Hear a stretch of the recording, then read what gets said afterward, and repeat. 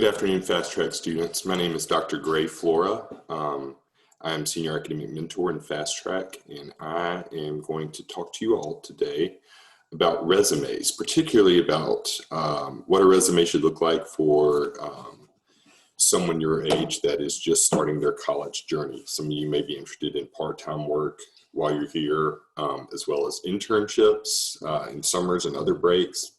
And also clubs and organizations many times require a resume. So I'm going to take you through the presentation today. This is going to be streamed on YouTube. You can go back to it at your convenience. If you ever have a question or want to send me your resume for me to check out and proofread, or if you're interested in a job, you can always email me at gray@olemiss.edu. That's gray@olemiss.edu. Now, obviously, with like everything else, because of the current pandemic, opportunities may be a little more limited than usual, but it's good to go ahead and get yourself out there and start thinking about those things, and I'll do everything in my power to help you. Okay, let's get started.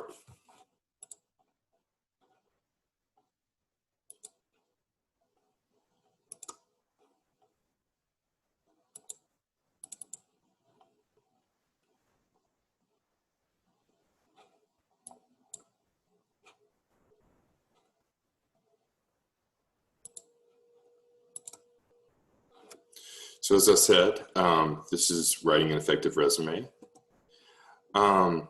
So a lot of times people throw around the word resume, but we don't really think about, okay, what actually is a resume? What's it useful for?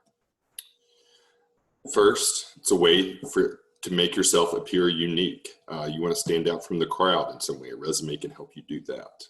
What's on your resume can help you do that. Is a summary of experiences. We all would kind of say something to the effect of it's a summary of experiences. But what's important about what we have on this slide right here is that it's a summary of experiences that are of interest to the employer. We all have many types of experience, but not always are those experiences going to be important enough to put on our resume when we're seeking some type of position. It is a tool to land an interview.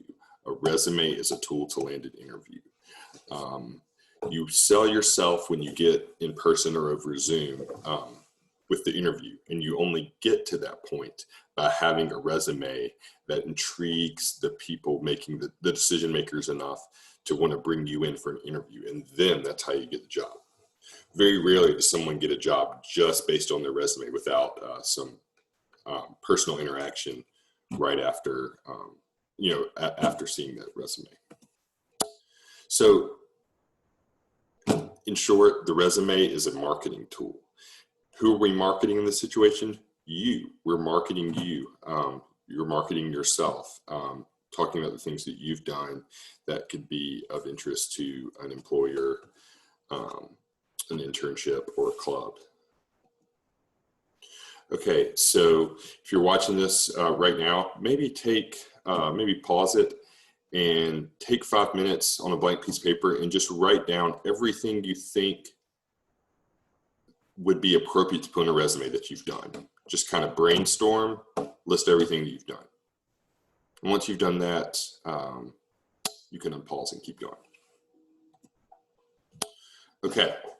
So we're going to keep that, we're going to put that piece of paper with the things we've done off to the side. And I'm going to talk to you a little bit about the reality of where your resume goes or how it is viewed for people, you guys age 17, 18, 19 years old. Again, mostly for part-time jobs, internships, or other experiences around campus. So usually there's, a group of 4 to 5 people that are tasked on an interview, on a search committee. And they get essentially a stack of resumes for a job once they've closed the posting. So that could be a literal stack of resumes. Could also be just a lot of tabs open on your computer with different people's resumes. But the idea remains the same, is that you want to think about the initial employer scan when you're writing a resume. Your resume needs to be really easy to read, because at least at first, it's going to be picked out of a stack of, sometimes hundreds of resumes, and they're just looking through them to decide who they want to interview. And so the average employer for entry-level jobs and internships and part-time jobs, they maybe only scan the resume initially for somewhere between 6 and 30 seconds. You want to make sure your resume is easy to read, is direct, gets right to the point. So when you're applying for a job or an internship, you're going to hear me say this a lot. You want to target your resume to the needs of the employer. So you want to make sure that you're highlighting the parts of yourself that you think are most relevant to what they've expressed they're looking for in a candidate. So you want to stress results and accomplishments as much as you can. And you want to demonstrate contributions you can make to an employer. Some general resume regulations before we get into kind of the nuts and bolts. First, and this goes without saying, but you'd be surprised, your resume should be truthful and error-free. Now, that doesn't mean you don't brag a little bit. It's totally fine to brag, just make sure it's the truth. Proper grammar, spelling, and punctuation are critical. I cannot tell you how many search committees I've been on where we've been deciding who to interview, and someone had, a good resume that got them to the point of being considered for an interview, but then just the grammar or the punctuation and the formatting was off, and it just didn't look like they were taking it seriously. And that was the difference between them getting an interview and not. It's just the reality of the situation. It's just the way it is. Right now, as college freshmen, please hear me on this. Your resume should only be one page. One page. Some of you have done enough to fill up 8 pages, and that's fantastic. But for right now, you need to synthesize it, get it down to the most important information. It needs to fit on one standard page. Your resume font size should be anywhere between 10 and 12. 0.5 Times New Roman is usually a good font to choose. Nothing lower than 10, nothing bigger than 12. The use of bold and italics is important. It can help your resume in that employer scan. It can, direct the eyes where it needs to be, and also make things feel organized for the person looking in the stack for the resume. But you don't want to overuse that, and you want to be consistent throughout. You want to make sure everything matches up. So remember, your resume is a marketing tool. You're marketing you. It is not your complete job history. I worked on a cattle farm between the summers between 9th grade and 10th grade in high school, and now I'm 35 and work in higher education. It's true, I did work there, but it's probably not relevant enough for me to put on my resume, because it's only, as long as I'm interested in higher education, it is only, my resume is only a place for things that are going to be relevant to an employer. Okay. What is the most important thing you can put on your resume? I love asking groups of students this, and if we were in person, were it not for the plague, I would be asking all of you, and I would be getting you to just scream out answers. But a lot of people say a lot of different things, but rarely do they say contact information. The most important thing you can put on your resume is contact information. Because remember, the resume is the tool to land an interview. Once you've landed an interview, then you can sell yourself, and that's how you get the job. But you don't get to that step without contact information on your resume, because if they can't reach you, they can't get you for an interview. Most important thing on a resume is contact information. It does not matter how impressive your resume is, the employer can't easily contact you. Okay, and I'll say something real quick before we kind of get more into the nuts and bolts. Objectives on a resume. Sometimes you'll see someone on kind of towards the top of their resume write their objective, and it says, to use my skills doing this and this to do this, and it's not a good idea. You don't need an objective on your resume. An objective does more harm than good. Why? Let your education and excellent experience do the talking. The employers are not going to look at the objective and say, oh, well, this person has a really great objective, so they're a good fit for us. They're going to look at your experience, your education, etc., to make that call for you to get the interview. And you can convey your objectives and your goals in the interview. Do not run the risk of having an objective that may or may not match exactly what the organization is looking for. Eliminate the objective space also allows you to free up valuable real estate that is your one-page resume. You don't want to have it clogged up with things that aren't super important. The resume needs to be efficient, and this is part of it. Okay, so we're going to break down the parts of the resume right now. We're going to start with number one, the most important, contact information. Okay, so contact information, name, telephone. Full address is optional. You'll see on the sample resume that I am going to show you at the end of the presentation that I actually have your university address and your home address. So it shows, an employer or potential employer that you are living on campus, you're doing that college lifestyle. And, there are a lot of great academic things you learn in college, but also just learning to live on a campus and navigate the college life and develop competency in different ways is something very impressive to employers. They want to see that you can do that. And so it's good to have, for this stage in your development, it's good to have both on there. A professional email address, okay?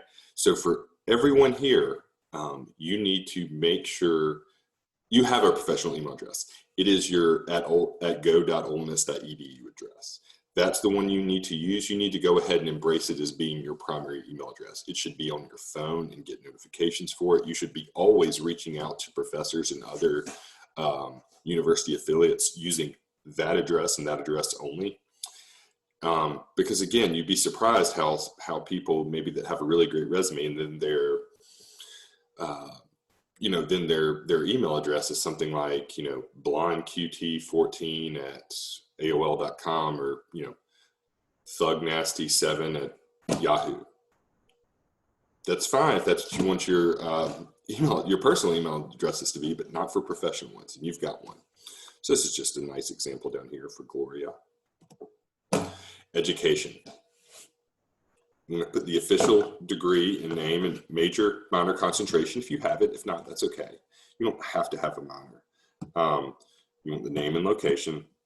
The graduation date or expected. You'll see down here I have May 2024 expected, because that's what you all will put on your resume because you are incoming freshmen and you're hoping to graduate in 4 years, right?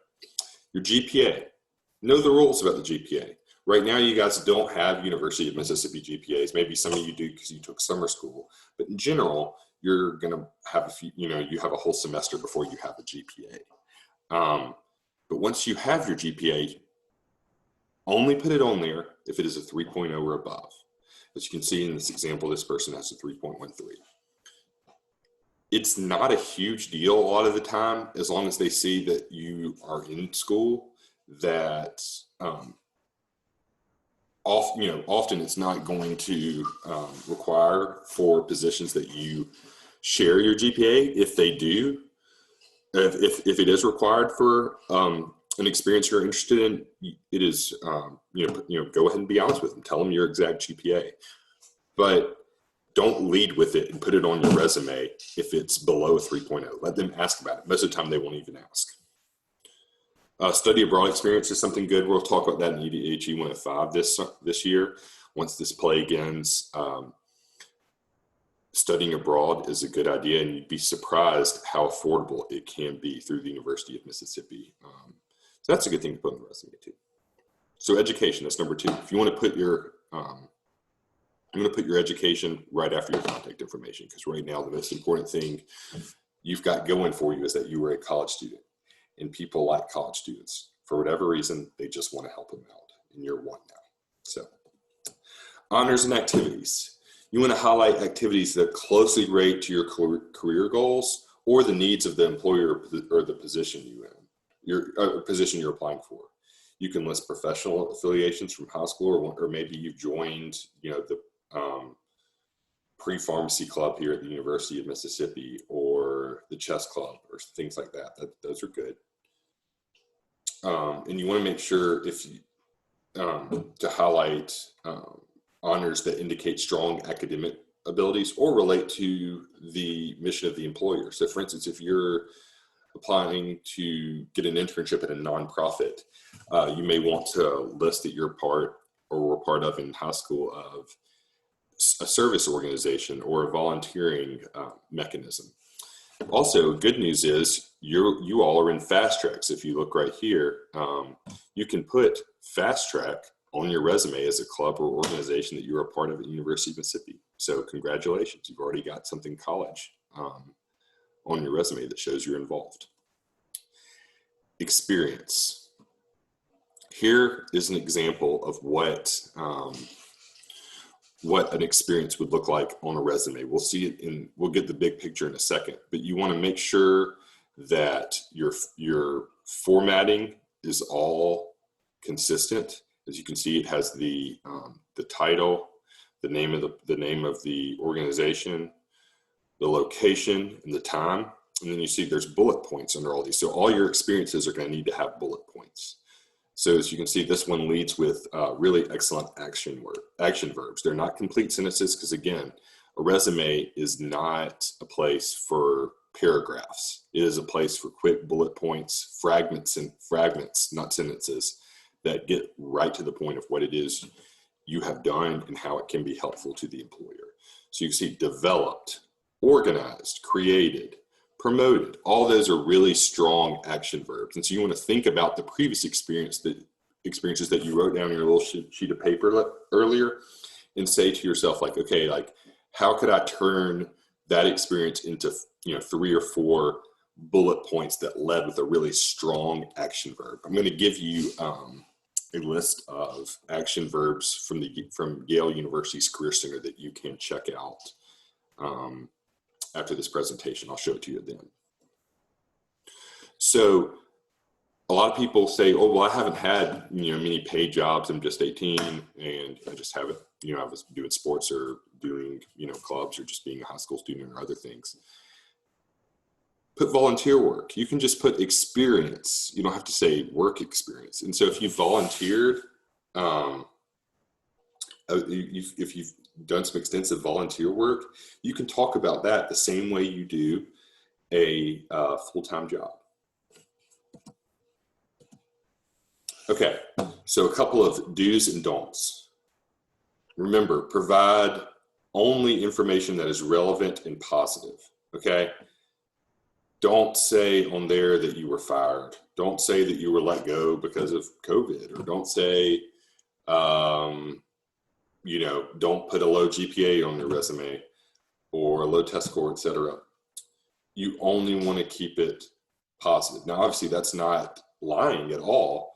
And if someone asks you a direct question in an interview, you give them a direct, honest answer, but you don't want to draw attention to things on your resume. Quantify and qualify when possible. So you want to make sure that, for instance, if you were, say, the assistant manager at a restaurant, how many employees did you supervise? For how long? How did you increase productivity of the workers, or how did you increase sales numbers? And if so, give us as much direct information as possible. Say, I increased, in my role as assistant manager, I was part of a team that helped increase sales 25% in the last quarter, etc. That 25% is the important part. As much real numbers as you could put on your resume, the better. Okay, so remember, you want to think about, you're wanting to direct your resume towards the experience you're trying to get or the job you're trying to get. So you want to emphasize and organize items so that they're easy to read in the employer stack, and they're really quick and right to the point. So you want to capitalize when you feel appropriate, but make sure it's consistent. Bold, underline, italics, all those things. Just don't overuse it. You'll know when it's too much. You'll know. Some don'ts. Omit all personal pronouns. Again, a resume is no place for paragraphs. You don't say, I did this, or we did this. You just say, completed this task. Part of a team that, helps the company grow 10%, etc. And those are in bullet points under your experiences. They're not in paragraphs. There are no paragraphs on the resume. That's the kind of thing where, like, if I'm reading a bunch of resumes, I have a big stack of them and I'm trying to figure out who to interview, and somebody has like 3 paragraphs on the resume, I'm gonna say, forget that, I don't have time for that. Now this person with the bullet points and the action verbs that match the job description, that's giving me what I want. I can really make a decision, and that makes you stop in your stack. Avoid wordiness. You want to be as efficient as possible. Mark Twain once said, I would have written you a shorter letter if I'd had more time. What does that mean? He just means that, like, back in the days when people wrote letters, he was just kind of getting all his thoughts out of their free flowing conscious, stream of conscience. But really, if he had time to sit down, gather his thoughts, and be specific and efficient, he would have written a shorter letter than he would when he was just kind of, just letting himself go, writing over and over again. Don't include personal information. You don't need to talk about anything that this is not a place to list hobbies, salary requirements, etc. Also, don't forget to proofread. That is super important. Okay, so 3 things to remember. Number 1, the job/internship description serves as a cheat sheet for you, the applicant. So here's an example of that. Let's go out of this screen real quick, and then I'm going to share a different screen with you guys. Just a second. Okay. So yeah, so here's an example. Here's a great example of a job description that I just pulled up that was for a college student. So as you can see, here's the description: seeking a self-motivated, multitasking, and well-organized professional student employee who possesses superior verbal and written skills. Okay. And then responsibilities: work independently, efficiently, use available resources, serve as receptionist, make deliveries. So look, you can go through that and pick out all the different action verbs, organization, multitasking, communication, all those kinds of things you can turn into action verbs, and you can think, okay, if this is a job I want, how can I use the things that I've already done and make them look like the actual job description I'm looking at? So that is your cheat sheet. That's how you decide. And so every resume, you should maybe have one main resume that you keep on your computer and maybe like on the cloud. And every time you apply for something new, you're copy and pasting that into a new document, and you're reworking it, tweaking it just a little bit here and there to make sure it matches the exact job description for which you're applying. That's the way it's done. That's how you get yourself in position to land the interview. Okay, let's go back to the slideshow for a second. Okay, from current slide. Okay, so customize your resume. Again, I said it before, I'll say it again. If you don't take any advice from me, please take this. Every resume should be tailored to fit the job description. Strong bullets. Use phrases, buzzwords, and demonstrate results and accomplishments, and qualify with numbers. Be clear and concise. Formatting counts. Keep everything on one page, organized and consistent, so it's easy for someone that's got a huge stack of resumes they're trying to get through. They want to say, I really appreciated that, Bob Jones. He really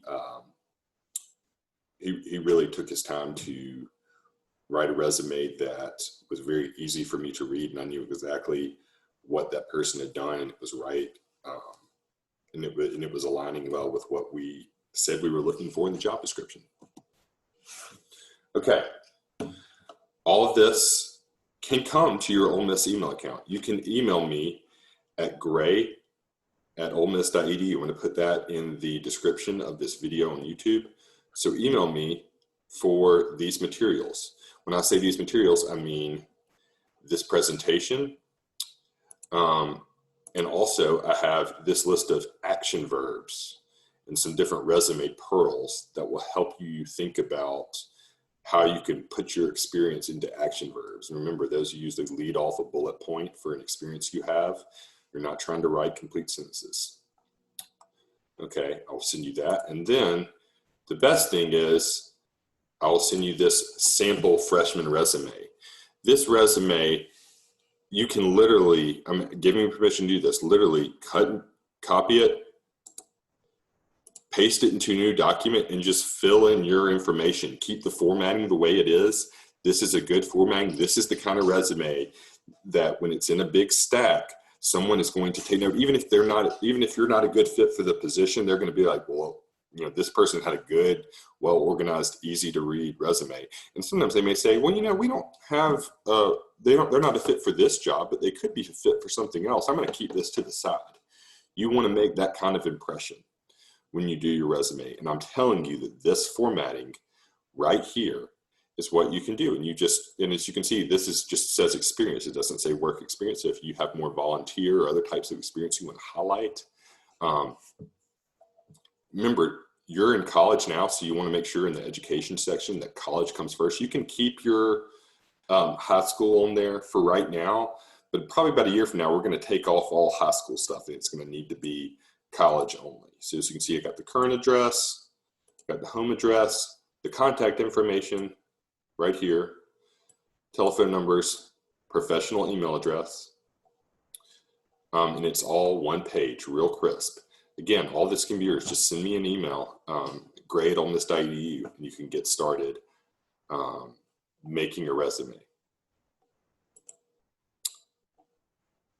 Ladies and gentlemen, that is all we have for today. Thank you so much for tuning in, and I look forward to helping you on your employment journey. And this resume can be something that you can build on and keep adding and deleting different things, moving things up. It can serve as a template for how you apply for jobs well after graduation. Thanks so much.